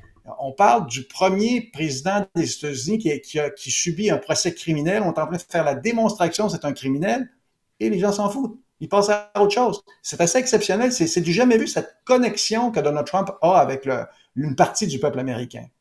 Je suis d'accord avec ça, et justement on va passer à l'illustration suivante, juste sur le discours de l'emploi hispanique et l'emploi et le succès de Biden à ce niveau-là. J'en ai montré la semaine dernière. On est dans un état clé ici au Nevada. J'ai choisi de vous montrer une pub en espagnol sur le côté avortement, mais il faut savoir que 8 pubs sur 10 qui passent ici, en Géorgie aussi, où il y a un électorat noir américain extrêmement important, mais sinon en Arizona et au Nevada, sont exactement sur ça, sur le nombre record d'emplois créés pour ces communautés-là. Et donc, effectivement, du côté de Biden, et c'est aussi l'avantage d'être un candidat sortant et donc de pouvoir un petit peu jouer sur le sujet. Quel est le sujet dominant? On a besoin que ce sujet-là, de la création d'emplois, devienne dominant, parce qu'effectivement, les résultats sont assez formidables. On va regarder la deuxième, et donc voilà la partie qui nous intéresse aujourd'hui, l'impact sur le procès, l'impact du procès au pénal, le procès criminel de Donald Trump. Effectivement, comme tu le rappelles, c'est la première fois qu'on a un président des États-Unis qui se retrouve dans cette situation. Il y a eu des procès au civil, là c'est un procès au pénal où ce sont 12 citoyens, ce qui n'a pas été toujours le cas ailleurs, ce sont 12 citoyens qui vont devoir décider de sa culpabilité ou pas sans l'ombre d'un doute, hein, c'est la différence entre le civil et le pénal, et donc on se rend compte que aujourd'hui, si on est à 43, donc 43-42, il y aurait un impact négatif pour Trump. Donc c'était intéressant, tout à l'heure tu disais quelque chose auquel je n'avais absolument pas pensé, en disant, oui, on a vu, on le voit sur les courbes générales, où on voit Biden qui est remonté, ou Trump qui a commencé à descendre, et là tu dis, toi, ça s'est stoppé, ce mouvement, parce que les Américains attendent. C'est ton sentiment? Les Américains attendent ce procès-là. Et ça, c'est des questions qu'on avait déjà posées. C'est là-dessus, William, ton commentaire que tu m'avais envoyé avant le sondage pour rajouter des subtilités dans cette question-là qui ont été extrêmement brillantes. Là, prenez le tableau d'en haut, vous avez 4 colonnes. La première colonne, c'est le vote actuel avant répartition des indécis. Pour bien comprendre, on disait tout à l'heure que c'était 46-45, mais quand on regarde les indécis ou voter pour quelqu'un d'autre, on se retrouve avec ce résultat brut-là, qui est 43-42-16. Donc, 43 qui votent M. Trump, 42 M. Biden, et vous avez 16%, 9 qui votent pour autres, et les 7 autres pourcents qui sont indécis, qui sont combinés dans le 16%. Ça, c'est le départ aujourd'hui. Et là, on leur dit, si M. Trump est reconnu coupable et emprisonné, pour qui vous voteriez? Avec la limite de l'instrument, hein, parce qu'on essaie de lire l'avenir alors qu'on est dans l'instant présent, là. Qu'est-ce qu'aujourd'hui il pense? On verra comment ça va évoluer, là. Mais ce qu'on sait, c'est qu'il y a une perte de 6 points pour M. Trump. Là-dessus, M. Biden n'en récupère que 3 points. Il passe de 42 à 45 et le niveau d'indécis augmente. Mais on voit qu'il y a quand même un impact s'il est coupable et emprisonné. Ensuite, la deuxième colonne, c'est que s'il est coupable mais non emprisonné, qui, à mon avis, William, c'est l'hypothèse la plus prévisible, à mon avis, la plus probable. Aujourd'hui, on verra sur la fin du procès, là, c'est-à-dire que le jury exprime qu'il est coupable, mais qu'en même temps, pour toutes sortes de raisons, il ne doit pas être emprisonné. Et il ne faut pas oublier la dernière, s'il est déclaré innocent. S'il est déclaré innocent, là, c'est un tremplin extraordinaire pour l'élection de M. Trump. Parce que d'abord, il grimpe à 46%, Puis en plus, il y a beaucoup d'indécis qui vont le rejoindre. Parce que là, il y a une dynamique qui va se créer en disant, voyez, je vous l'avais dit, c'est une chasse aux sorcières. Fait que si on compare le pire et le meilleur, il serait à 37 jusqu'à 46 Ça, c'est l'impact du procès aujourd'hui. Hein? Et en bas, on le voit chez les républicains, là, qu'il y a des gens qui quittent chez les républicains, mais qui reviennent à la fin s'il est innocent. Tout ça pour dire qu'il a très bien manœuvré jusqu'à maintenant. Par contre, la différence entre une nouvelle comme quoi il ira en cour, il sera jugé, on l'a vu au cours des derniers mois, à chaque fois que c'est arrivé, il a grimpé en termes d'intention de vote en jouant la victime. Là, on est dans un univers différent. On est dans un univers où il va être probablement condamné, ou en tout cas, les chances qu'il soit condamné sont élevées. Et là, pour la première fois, il y aura un juge qui va dire, regardez, il est coupable de ce geste. On parle de corruption électorale dans ce cas-ci pour avoir caché du financement. Il sera coupable. Et là, si on va à la deuxième colonne, on peut le voir avec des menottes et emprisonné. Là, cette image-là, si Donald Trump se retrouve avec un habit orange, avec des menottes ou quoi que ce soit, ça, c'est catastrophique. Parce que là, on parle de faits. On parle pas juste d'accusations, puis d'informations et de perception générale. C'est pour ça qu'on arrive dans le moment clé. Et l'esprit général, William, c'est que les 12 jurés ont sur leurs épaules le poids et probablement le destin de l'Amérique, à mon avis. Parce que s'ils le rendent coupable, on s'en va à gauche. S'ils le rendent non coupable, on s'en va à droite. Et à partir de là, on arrive dans l'élection en prenant pour acquis que les autres procès n'auront pas lieu avant, ce qui, à mon avis, aujourd'hui, l'hypothèse la plus probable. Là. Ça veut dire qu'il y a beaucoup de choses qui vont se passer au cours des prochaines semaines. C'est extrêmement intéressant. Déjà, ça confirme ce que je dis depuis... et je dis pas par rapport à moi, c'est que on a été obligé de se battre, tu t'en es rendu compte, pour expliquer, parce que c'était pas la position, avant que le procès débute, c'était pas du tout la position des médias, et surtout des médias francophones, et pour le coup français, qui voyaient ce procès en disant, bon, il est pas vraiment important, c'est pas une question, c'est juste de la fraude comptable, ça c'est sur le fond, mais en tout cas que c'est pas un procès qui aura un impact. Alors ce que l'on voit aujourd'hui, encore une fois, et tu fais bien de le préciser, hier on discutait avec Thomas et on se disait que au lieu d'essayer de ralentir ce procès comme en ce moment Donald Trump le fait en refusant au niveau de la Cour de certifier, rendre authentique des documents, juste une déclaration sur l'honneur et d'obliger à chaque fois un spécialiste à venir dire oui c'est la vraie vidéo, oui ça qui ralentit le procès, je disais à Thomas qu'en fait la réalité, moi je serais du côté de Trump, j'essaierais d'accélérer ce procès au maximum pour être, s'il doit être condamné le plus tôt possible, parce qu'on sait, on l'a vu lorsqu'on regarde les enquêtes d'opinion autour du 6 janvier par exemple, que plus on s'éloigne de la date, plus l'impact est modéré. Et donc je me dis, s'il est condamné, son intérêt c'est de le faire plus tôt pour faire baisser cet impact-là. C'est juste une parenthèse, mais en tout cas ce qui est bien c'est qu'on voit qu'il y a un véritable impact de ce procès-là sur ses chances électorales. Donc c'est vrai que c'est pas le thème principal, mais il y a...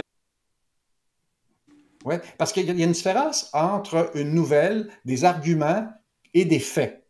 Un fait, par exemple, c'est le fait que le juge le déclare ou non coupable. Il y a un fait. Et à partir de là, l'évolution d'intention va augmenter. Prenez les élections européennes bientôt. Entre tout ce qui se dit avant sur l'influence potentielle, c'est pas clair. Si le lendemain, la droite a fait des gains importants aux élections européennes, toute la dynamique politique le lendemain change. Parce que c'est plus une question de sondage, c'est plus une question d'arguments, ce sont des faits. Au Québec, on a vécu une élection partielle, qui est l'expression qu'on utilise, dans un comté dans la région de Québec, où le Parti québécois a battu le gouvernement en place. À partir de ce fait-là, la dynamique électorale a complètement changé. Et c'est pour ça, ce sera un fait, le jugement. Et vous allez voir que les intentions vont changer parce que l'électeur, pendant 48 heures qui va suivre le jugement, a l'esprit ouvert à changer d'opinion. C'est ce qu'on appelle des moments magiques pour l'électeur, où là, on se dit, bon, faut que je prenne l'opinion, ce qui n'est pas le cas aujourd'hui. Aujourd'hui, c'est encore du jello, l'opinion publique. Là. Mais le lendemain du procès, il y aura une cristallisation des prises de position. Et c'est pour ça qu'on dit qu'il y a un impact réel. Et sur les effets, ce qui est intéressant, Thomas, est-ce qu'on a la courbe générale de l'élection?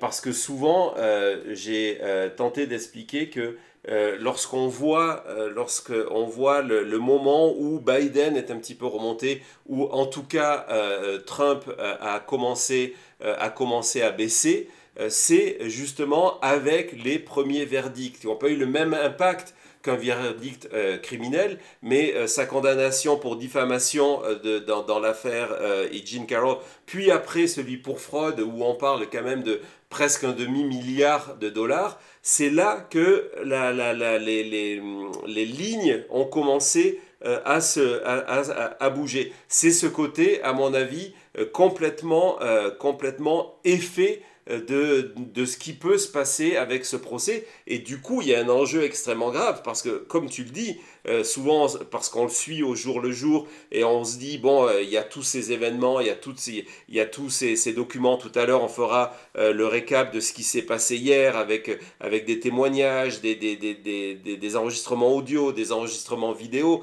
Donc, on a ce sentiment-là, mais il y a aussi une possibilité qu'en bout de course, le verdict se transforme en tremplin pour Donald Trump. Et ça, c'est quelque chose qui est vraiment présent dans votre sondage, que s'il n'est pas reconnu coupable, donc après, il faudra voir s'il n'est pas reconnu coupable parce qu'il est innocenté ou parce que, tout l'enjeu, c'est s'il y a un membre du jury qui décide de ne pas se prononcer, il ne pourra pas être condamné. Mais en tout cas, pour vous, c'est clair que dans les résultats, Jean-Marc, ça fait un tremplin, c'est ça? Il n'y aura pas d'autres événements plus importants que celui-là à court terme, là. Après, il y a toujours des événements en fin de campagne. On appelle toujours les événements d'octobre, dans les campagnes présidentielles. Un mois avant, il y a toujours une bombe qui ressort d'une ou d'une autre, là.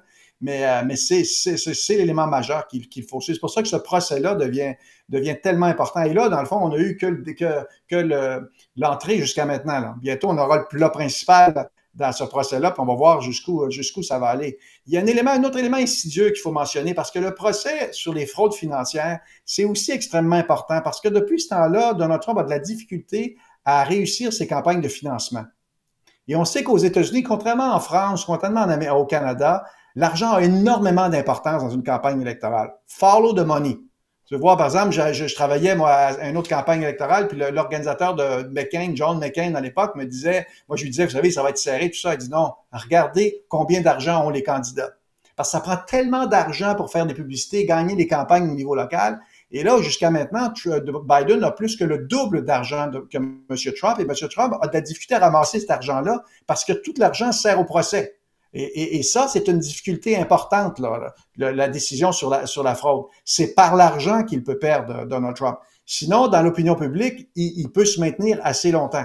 C'est pour ça que le verdict du jury va faire la différence, à moins qu'il y ait d'autres événements majeurs, mais si jamais il est innocenté, là, c'est, à mon avis, Biden ne fera pas le coup. Ça serait compliqué. Non, et sur le côté follow the money, ça c'est vraiment quelque chose que tu nous avais dit la dernière fois et qui avait marqué nos spectateurs et qui continue à faire ça. Et justement, dans notre émission, dans le baromètre, j'expliquais que cet argent-là était nécessaire pour les publicités et pour l'organisation sur le terrain. Tu parlais de ton père plus tôt. Le plus important, c'est qui va aller voter, s'assurer que les gens vont voter. On peut avoir des enquêtes d'opinion, il faut que les gens ils aillent voter à la fin. Et aujourd'hui, grâce à cette différence d'argent et le fait que pour Trump, l'essentiel de l'argent part dans les procès, sur le terrain, en termes d'organisation, et on le voit ici au Nevada, où il y a une présence extrêmement importante de la campagne Biden pour inciter les gens à se mettre sur les listes électorales et à voter dès le mois de septembre. C'est aussi ça qui doit être extrêmement difficile pour vous, sondeurs, c'est que en fait l'élection, on dit ouais le 5 novembre, mais aujourd'hui avec tout le vote par anticipation, une partie des Américains aura voté en septembre et octobre. Oui, mais là, c'est différent, c'est l'inverse. Quand ils ont voté, le sondeur est beaucoup plus précis parce qu'on demande pour qui vous avez voté. Pour nous, c'est un avantage. Il y a un dicton en politique qui dit qu'un vote dans la boîte de scrutin, ça ne change pas. Ça reste comme ça. Mais il y a un phénomène nouveau dans les élections en Europe, en France, au Canada et aux États-Unis, c'est qu'il y a de plus en plus d'électeurs qui prennent du temps avant de faire leurs choix finaux. Ils sont de moins en moins loyaux à leur politique. Par exemple, aux États-Unis, on estime que 8% des électeurs vont faire leur choix le jour même de l'élection. 8%. Ça ne veut pas dire qu'ils vont changer d'idée, mais qu'ils vont confirmer leur choix le jour des élections. Et c'est pour ça que les campagnes électorales doivent aller très loin pour accompagner l'électeur jusque dans l'isoloir, pour être capable de s'assurer de l'appui. Et ça, c'est un phénomène nouveau en politique.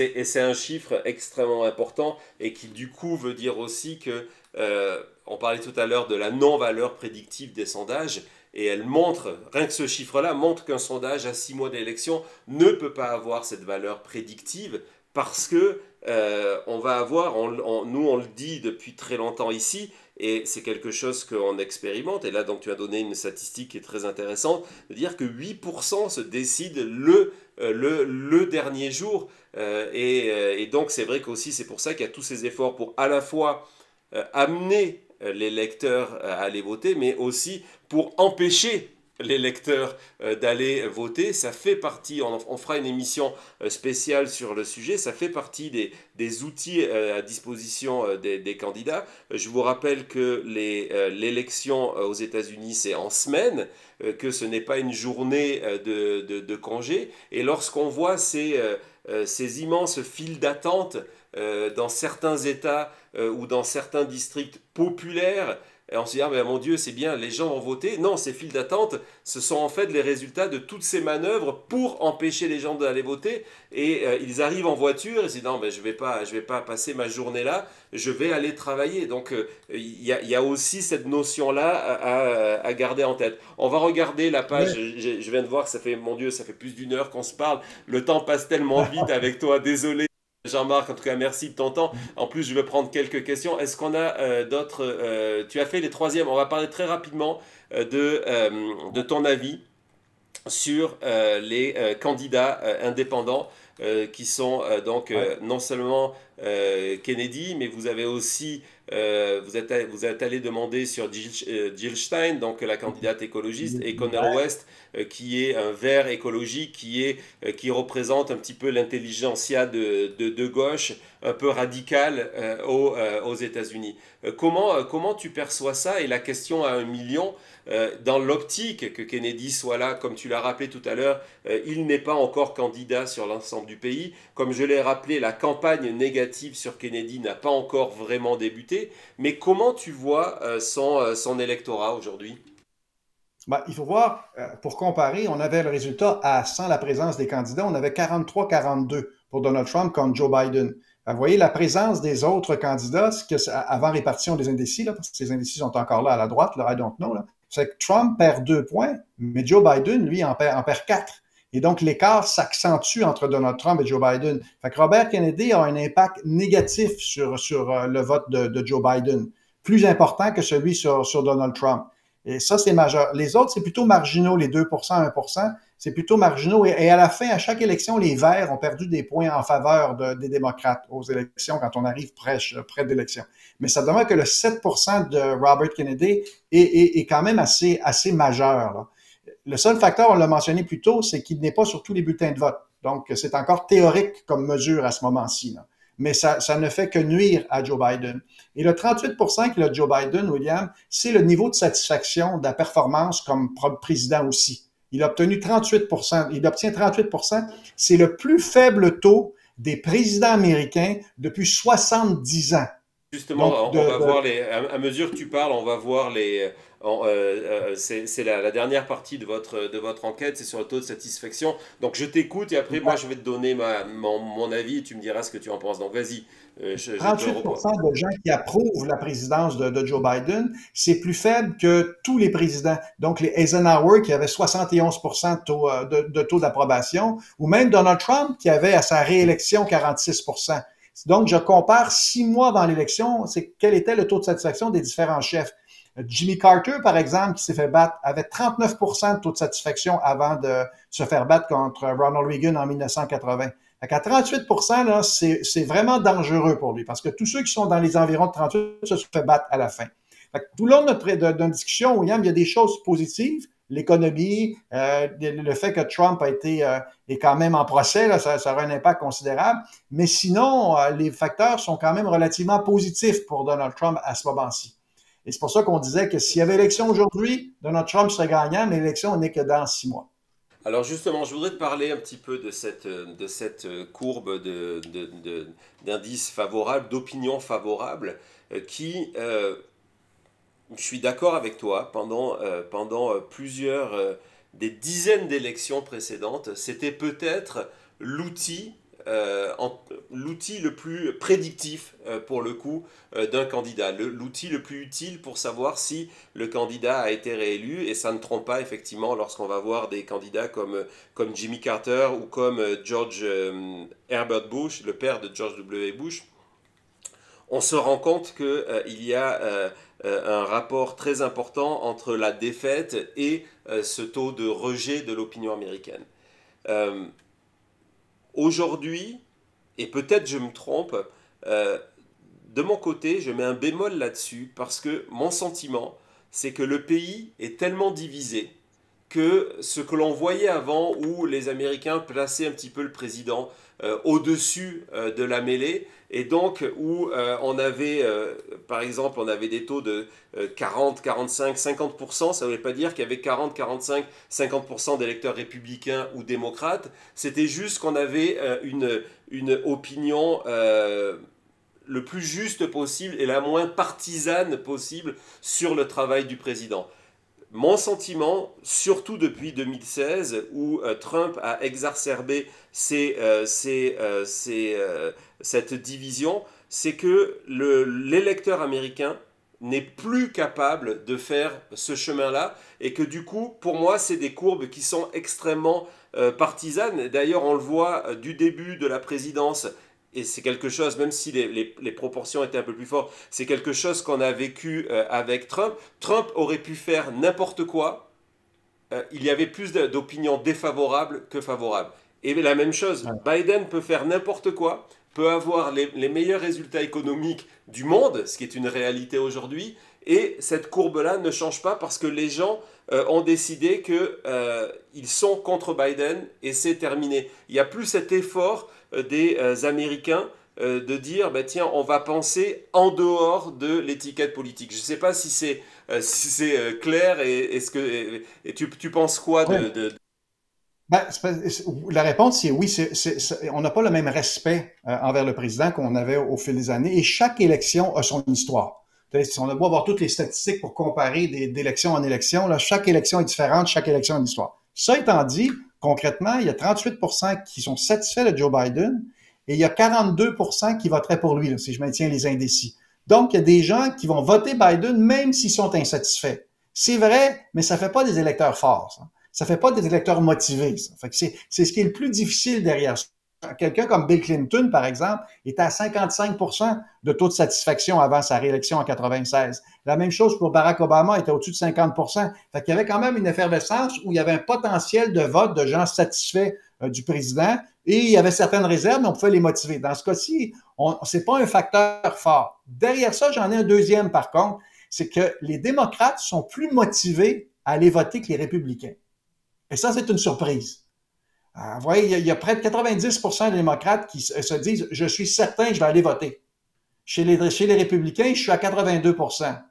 Donc ça, là, c'est nouveau par rapport à l'élection de 2020. Fait que oui, les électeurs de Trump sont motivés, mais moins que les démocrates. Et ça, c'est le facteur qui peut créer un effet d'entraînement à l'égard de M. Biden. Par contre, le taux de satisfaction, là, si on parle beaucoup des 4 dernières années, là, c'est pas là-dessus qu'il va gagner son prochain mandat.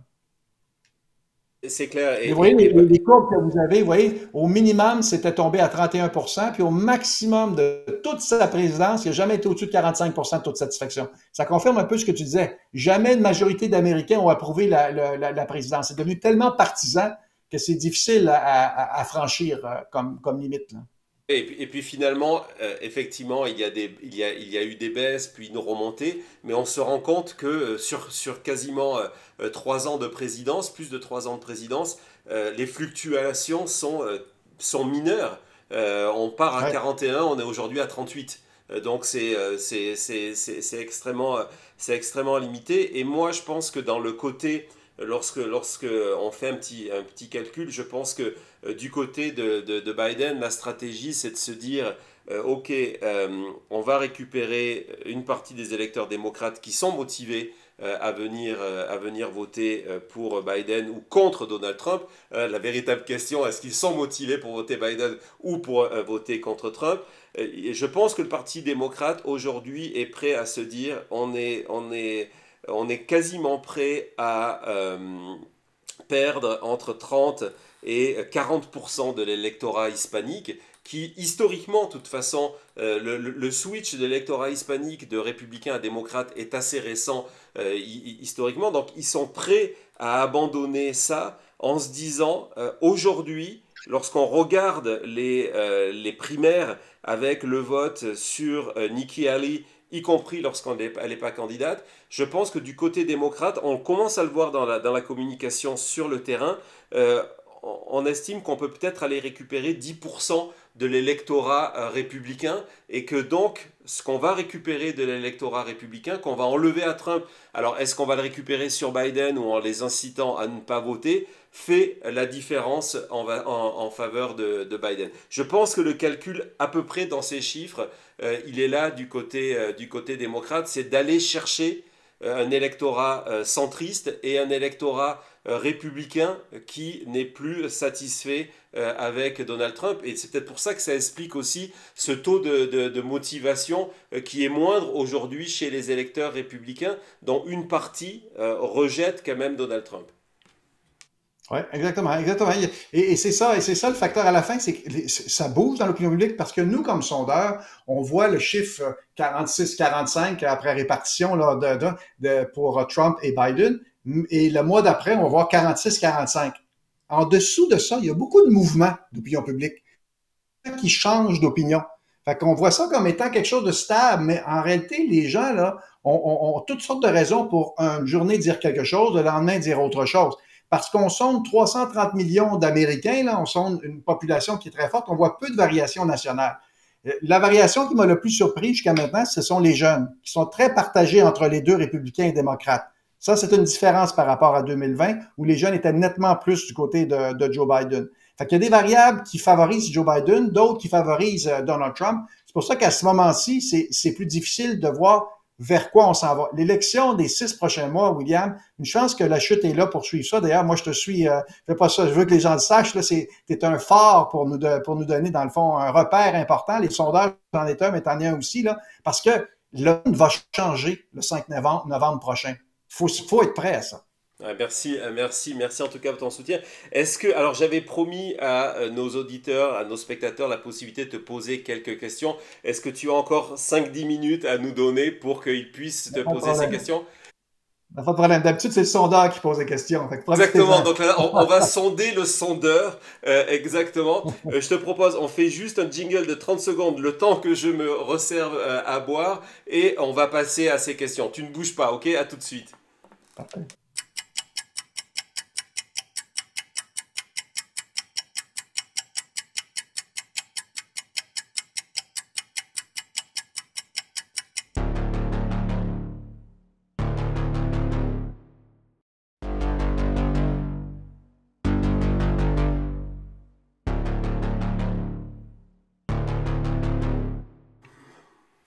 Ouais, je pense qu'on a fait tous les deux, on a profité de la pause pour un petit peu boire.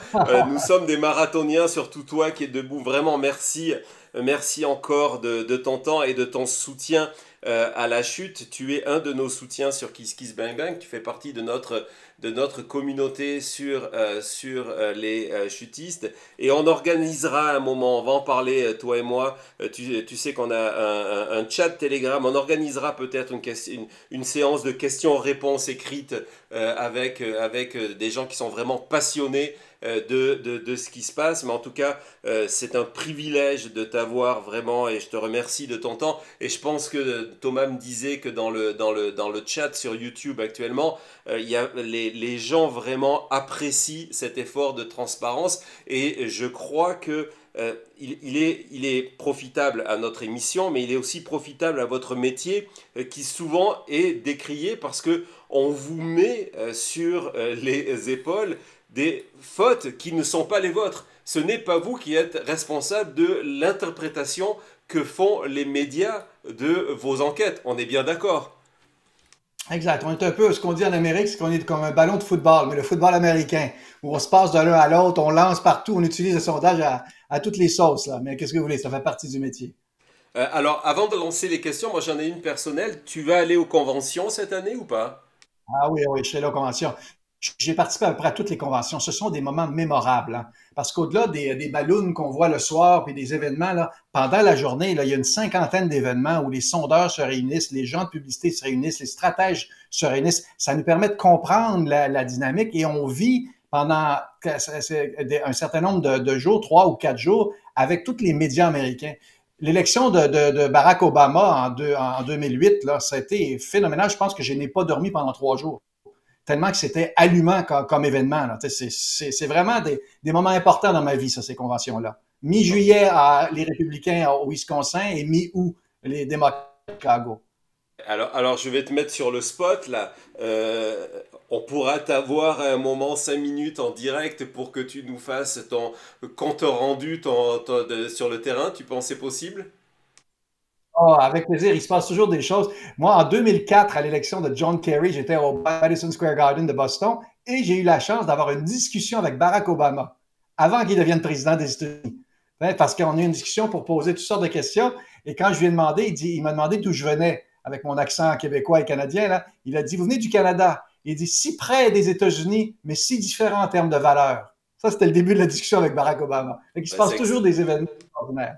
Extraordinaire. En tout cas, voilà, le rendez-vous est pris. On aura Jean-Marc Léger, envoyé spécial de la chute aux conventions républicaines et démocrates. C'est formidable. On va prendre les fameuses questions dont je te parle depuis tout à l'heure. Donc, vas-y, Thomas, je vais te les lire. Je ne sais pas si tu vas les voir. Donc, on a Maxence qui nous parle du taux d'abstention. Est-ce qu'on a une idée dans les sondages de se rendre compte des gens qui ne vont pas aller voter? Est-ce que c'est quelque chose qui est identifiable et qui est identifiable de manière solide?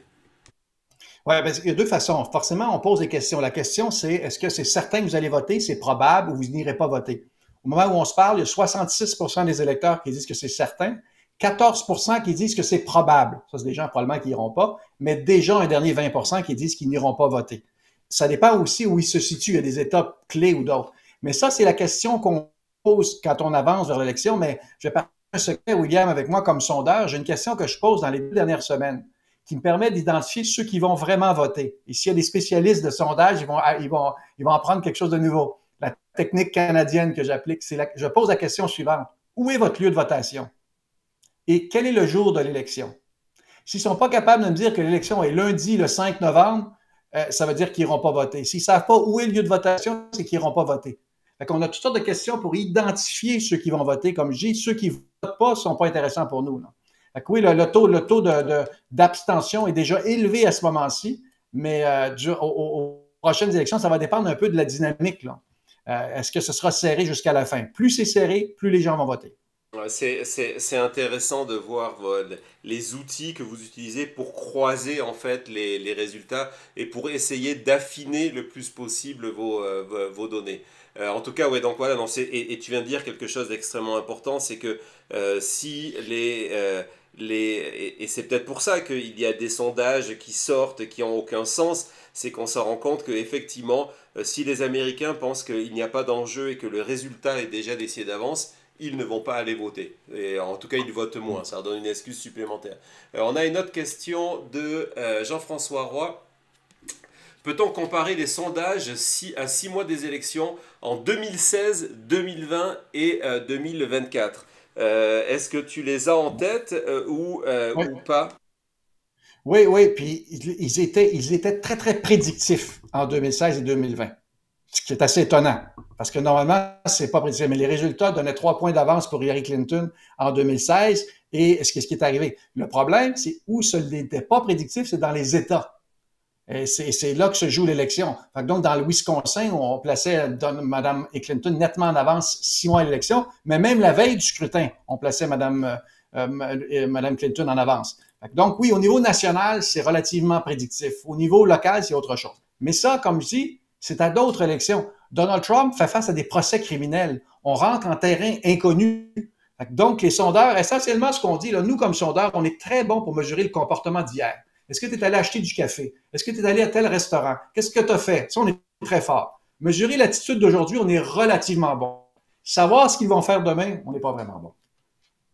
Merci de le repréciser. Merci Jean-François pour ta question. On a aussi une autre question de Sébastien qui nous dit: le procès où il a été reconnu coupable de viol ne semble pas avoir d'influence avec une campagne de communication sur ce sujet.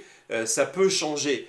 Donc le procès, je rappelle, c'est un procès qui effectivement a eu peu d'écho dans un premier temps aux États-Unis, où il a été reconnu d'agression sexuelle. Cette agression sexuelle a été requalifiée par le juge au moment du procès en diffamation comme étant l'équivalent d'un viol, parce que s'il avait été jugé ailleurs qu'à New York, où il y a une loi, la loi est assez datée, ça aurait été un viol. À New York, ça limite le viol et uniquement lorsqu'il y a pénétration sexuelle, donc là c'est un viol digital. Et finalement, je crois que la décision était passée au cœur de l'été déjà. Les médias américains en avaient très peu parlé. Et le seul impact par rapport à ce procès-là, ça a été lorsqu'il y a eu des chiffres trop gros à ignorer. En tout cas, c'est ma théorie, c'est que lorsque d'un coup, on a Donald Trump qui est condamné à 81 millions de dollars d'amende, ça fait la une, on est obligé d'en parler. Et l'impact, pour moi, il a été là parce que c'est le début de la descente de Donald Trump et de la remontée de Biden, mais c'est un impact limité. Est-ce que tu penses que ça peut redevenir dans le cadre d'une campagne, ce sont des thèmes que les démocrates vont utiliser dans quelques mois? Mais je pense que tu l'as très bien expliqué, là, parce que le problème de la société américaine, c'est une société jetable. Ce qui se passe hier, ils sont passés à autre chose. La société du fast-food, c'est la même chose pour la nouvelle. Une nouvelle aussi majeure qu'une agression sexuelle comme ça a duré peu de temps. Elle a été remplacée par une autre nouvelle. Et Donald Trump est maître dans cet art-là. La différence, c'est qu'il n'a pas été menotté ou il n'a pas été en prison. Si cette image-là arrive, c'est la fin de l'invisibilité,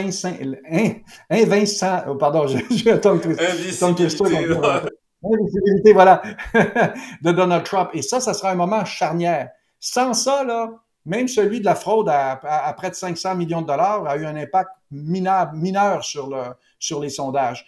Et donc, il faut vraiment voir l'événement de son emprisonnement ou des menottes là, qui, là, aurait un impact important. On leur dit, il est agresseur sexuel, fraudeur, menteur, il n'a pas accepté les résultats électoraux. Nommez-les tous les défauts. Imaginez un politicien en France, un politicien au Canada qui serait condamné pour agression sexuelle. Ça ferait longtemps qu'il aurait quitté la politique, pas Donald Trump. Oui, on l'a vu, on a reparlé, tu t'en souviens vu que tu as suivi toutes les conventions, on a reparlé il y a 2-3 jours du rôle joué par The National Enquirer sur la fin de la carrière politique de John Edwards. Qui était le candidat sur le ticket de John Kerry et qui s'est retrouvé impliqué dans une affaire d'adultère d'enfants illégaux. On ne parle même pas d'agression sexuelle, une affaire d'adultère, et ça a été la fin de sa carrière politique. On est 15 ans après, on a eu tout ce que tu viens de dire sur Trump, et on a le sentiment que cela ne choque plus la société américaine, qu'on est devenu, tout à l'heure tu disais, voilà, un scandale qui remplace un scandale, on est devenu complètement immunisé à tout ça. Il y a une normalité de l'anormalité pour le coup, quoi. C'est extrêmement choquant que de voir certaines choses qui n'étaient pas tolérées. Là, Donald Trump vient de deux choses. Il vient de sortir une pub de campagne qui reprend des images d'étudiants MAGA qui se moquent d'une noire américaine en faisant des cris de singe, ce qui aurait été intolérable. Le clip est dans la pub officielle que Donald Trump a partagée hier ou aujourd'hui sur Truth Social. Donc cette espèce de cruauté est devenue acceptable. C'est extrêmement troublant, mais je suis d'accord avec toi. Quand on dit acceptable, il y a deux facteurs. Dans le cas de John Edwards et plusieurs scandales sexuels, on parle de Ted Kennedy ou autre, là, le facteur majeur, c'est qu'après l'événement, il n'était plus capable de ramasser du financement. Dans le cas de Donald Trump, rappelez-vous des Hollywood Tapes en 2016, là, quand il a dit qu'il prendrait les femmes, qu'il peut prendre les femmes par les parties génitales parce qu'il est une star, là, essentiellement. Le lendemain, là, le financement a diminué. Il a financé lui-même sa campagne. Le fait qu'il est milliardaire, il a passé à travers le financement, parce que normalement, c'est ce qui tue. Le deuxième élément, c'est le vote. Les appuis de Trump se sont maintenus, ce qui n'est pas normal. Normalement, chaque politicien qui a vécu ça a baissé en termes d'intention de vote. Il y a toujours eu des politiciens un peu failés en politique américaine, mais jamais avec 46% d'appui. C'est ça la différence. Fait qu'il réussit à passer à travers tout ça, pas parce que les Américains l'acceptent, mais c'est simplement parce qu'il y a une proportion de gens qui sont tellement derrière lui qu'il peut poursuivre sa campagne. Et une semaine après, les Américains ne s'en rappellent même plus de ce qui s'est passé. C'est extrêmement intéressant. Est-ce qu'on a une dernière question, Thomas? Et puis après, on va te laisser profiter de ta fin de semaine quand même. On a une dernière question de Véro qui nous dit: est-ce que vous avez plus de difficultés à sonder un des partis? Y a-t-il des réticences à répondre forcément? Donc, est-ce que tu te rends compte que les pro-Trump te répondent plus ou moins que les pro-Biden ou vice-versa? Comment ça se passe? Non, c'est un mythe en disant qu'on sous-évalue le vote de Trump. Prenez toutes les primaires américaines. Trump n'a pas été, ça a été l'inverse, il a été même surévalué par rapport à l'opposition. Et ça, c'est un facteur par rapport à Nikki Haley. Et ça, c'est un facteur. C'est pas le même problème qu'avec le Rassemblement national en France. Les sondeurs ont toujours eu de la difficulté à mesurer. Aux États-Unis, les Américains s'expriment. La question qu'on avait peur, c'est est-ce qu'ils vont aller voter ou pas? Parce qu'il y a beaucoup d'électeurs anti-système qui votent pour Donald Trump. Au Canada, on en a un qui s'appelle Maxime Bernier, là, qui est le populaire de droite, là. Le problème, c'est que la majorité des électeurs critiquent verbalement, mais vont pas voter. Et ça, c'est un phénomène majeur. J'aimerais, William, s'il me permet de conclure sur cet élément-là. Pour surveiller Donald Trump, rappelez-vous Richard Nixon après le Watergate. Il est resté en poste. Il y avait de l'appui assez important de l'électorat. Il demeurait jusqu'à temps que son entourage le délaisse. Son chef de cabinet est arrivé dans le bureau de Nixon et dit « Je ne peux plus vous soutenir ». Et la réponse de Nixon, « Si toi-même tu t'en vas, je dois quitter ». Donald Trump, c'est un château de cartes. Tant que l'électorat est là, ça va. Mais à un certain moment donné, si son entourage se met à fuir à cause de, par exemple, la cause qu'on a la semaine prochaine, c'est là que vous allez voir le château de cartes s'effondrer. C'est ce qui n'est pas arrivé jusqu'à maintenant. Mais dans les prochaines semaines, il va falloir suivre ça. Parce que le début de la fin, la chute de M. Trump va d'abord être la chute de ses conseillers autour. Je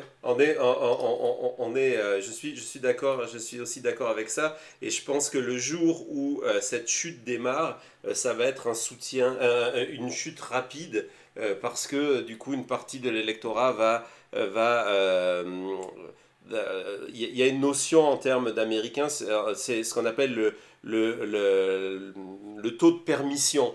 Et le taux de permission, de transgression, c'est de se dire je suis républicain, mais je ne vais pas voter pour mon candidat. Pour le candidat, je vais voter pour un autre ou je ne vais pas voter du tout. Et c'est vrai que toute cette accumulation anciennement de son entourage de la Maison-Blanche, de gens qui disent voilà, il ne faut pas réélire des listes Cheney, etc., fait que ce taux est en augmentation et ça sera un des vecteurs de l'élection et que donc effectivement une chute accélérée entraînerait une partie de l'électorat à ne pas voter pour lui sans regret à mon avis en plus. Donc ça va être extrêmement intéressant. William, dans le cas de Richard Nixon, j'ai une anecdote et on n'a jamais pu vérifier si c'est vrai ou pas, mais elle est tellement juteuse que je vais vous la raconter. Quand Nixon a démissionné, il est passé dans le tunnel de la Maison-Blanche et il a vu une photo de John F. Kennedy. Il a dit à ces gens autour, voyez John F. Kennedy, ça c'est comment les Américains se voient. La scène suivante, il est face aux photos de Richard Nixon, de sa propre photo, mais ça c'est ce qu'ils sont vraiment. Je vois exactement ce que tu veux dire et ce n'est pas faux. On a une vision de l'Amérique qui correspond aux deux côtes, Est et Ouest, et on oublie le milieu de l'Amérique et ce n'est c'est ce que l'Amérique est vraiment. On essaiera, nous, à la chute de la montrer sous forme de documentaire. Mais bon, en tout cas, voilà. Jean-Marc, encore une fois, en mon nom, au nom de toute l'équipe ici, mais aussi au nom forcément de tous nos spectateurs, je veux vraiment te remercier de ton temps, de ton soutien, de nous avoir impliqués en plus de ça dans les questions de votre enquête. C'était vraiment quelque chose de nouveau et on est à ta disposition pour continuer à travailler ensemble sur ce genre de sujet. On te reverra pour les conventions et puis on se reverra. Je pense qu'il y a une véritable demande, une véritable envie d'avoir de tes lumières parce qu'en plus de ça, tu n'as pas de langue de bois, tu parles ouvertement de ton métier, mais tu as une véritable passion et connaissance sur l'élection américaine. Tu ne fais pas que des sondages, on sent que c'est une partie de ton métier, de ta job là, qui te plaît. Donc ça se voit à l'image et c'est vraiment formidable. Merci énormément d'avoir consacré 1h30 de ton temps, j'ai presque honte, mais en tout cas, merci beaucoup. Vraiment, le chat, là, n'arrête pas de lancer des messages pour te remercier de ton passage. Vraiment, tout le monde a apprécié. Bonne fin de semaine. Je te laisse la parole pour conclure si tu as quelque chose d'autre à rajouter, mais en tout cas, merci beaucoup, vraiment, du fond du cœur. Ben, merci, c'est bien apprécié, William. Et c'est l'analyse américaine avec le petit accent québécois. Au revoir. Il est formidable. À très vite, Jean-Marc. Salut. Au revoir.